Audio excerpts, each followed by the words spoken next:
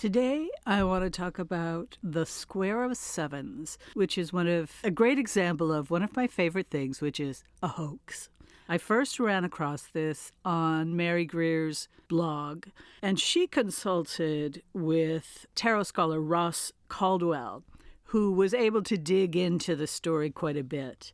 And some of the aspects of this that I really adore are how invested it is in the idea of creating this visible hoax, not least of which is the beautiful design of the book, which you can see from the cover and from the decorative motifs in the individual pages. It's really quite nice. But yes, a totally made up thing altogether by Edward Irenaeus Prime-Stevenson, who was indeed an actual essayist novelist and wrote for a number of publications in the 19th century, early 20th century, and had a great deal of interest in the 18th century history and opera. But he invented this story of Robert Antrobus, who is a gentleman of Bath who goes to Cornwall. Of course, it's always these Celtic regions on the periphery where these things can be found, where he meets a man named Mr. George, whom he calls a quote-unquote gypsy, but he is very bitter and has broken with his people, so he's willing to share all the secrets that end up being in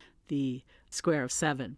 And a lot of the accoutrements, Stevenson's name itself sounds fake because it's E. Irenaeus. It almost sounds like erroneous. And maybe this is something that gave him a proclivity for these kinds of literary hoaxes. But the fact that he mentions hoaxes within the hoax is part of saying, okay, you're going to catch on to this, surely.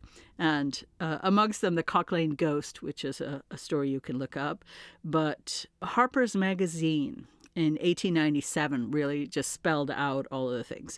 Mr. Stevenson has evolved out of nothing a certain Mr. Robert Antrobus, who lived in Bath during the reign of the second English George. The Square of Sevens itself is needless to say, as much an invention of Mr. Stevenson as is Mr. Antrobus. The system practically is entirely his own. They touch on fundamental notions, all of them vague at best, of the professional cartomancists the wide world over.